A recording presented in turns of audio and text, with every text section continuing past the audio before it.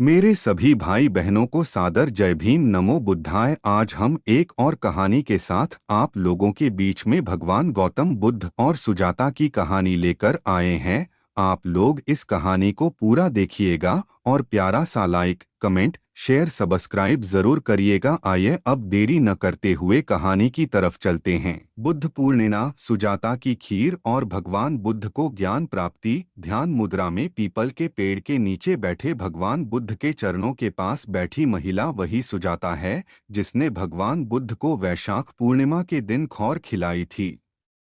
इसी दिन उन्हें ज्ञान की प्राप्ति हुई जिसकी तलाश में वह वर्षों से भटक रहे थे, शरीर को यातनाएं दे रहे थे, उपवास रख रहे थे। सुजाता को हम केवल उस महिला के रूप में जानते हैं जिसने बुद्ध को खीर खिलाई थी। हालांकि उनका योगदान बस इतना भर ही नहीं है। सुजाता की खीर ने भगवान बुद्ध के जीवन अनुत्तरित प्रोटोटाइप बुद्ध के उत्तर खोज के लिए पाली यशोधरा और पुत्र राहुल को प्रिंस सिद्धार्थ को छोड़कर एक साधु बन गए थे। कठोर तप और हठयोग के कारण शरीर से दुर्बल हो गया बुद्ध को उस खेद से जीवन के प्रति समर्पण मिला। तभी तो उन्होंने मध्यम मार्ग चुना, अर्थात जीवन में संगीत के लिए वीणा के स्थिर को इतना भी न कसो कि वे टूट जाएं और इतना भी ऊंचा न छोड़ो कि उनका स्वर न निकले।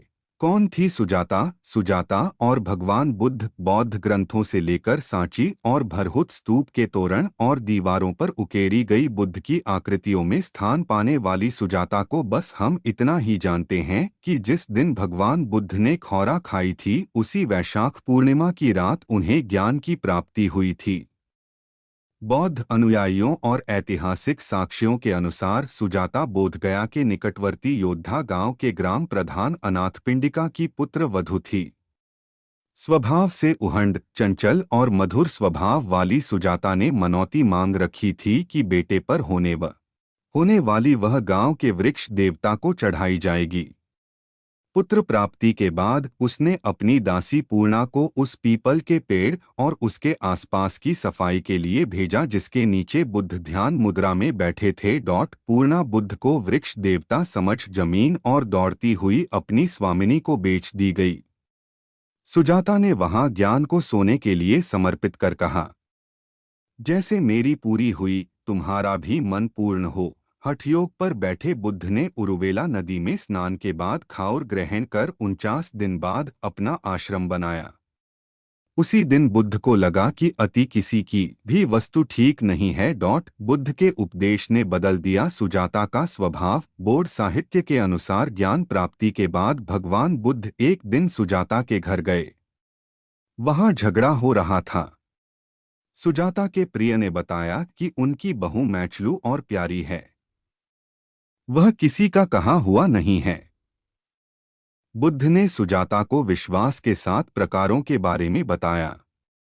बोध होता ही सुजाता ने दी सर्वाधिक क्षमा छूट। बौद्ध भिक्षुणी बनी सुजाता। बौद्ध ग्रंथों के अनुसार वह भगवान बुद्ध और उनके उपदेशों से इतने प्रभावित हुए कि आपके जीवन के उत्तर में बौद्ध भिक्षुणी बन गए। ऐतिहासिक साक्ष्यों और बौद्ध साहित्यों के अनुसार भिक्षुणी बनी सुजाता ने भगवान बुद्ध के दृष्टिकोण में एक बौद्ध विहार में अपने जीवन की अंतिम सांस ली। बौद्ध सिद्धांत थेरीगाथा में बौद्ध भिक्षुणियों के साथ भिक्षुणी सुजाता का भी उल्लेख मिलता है।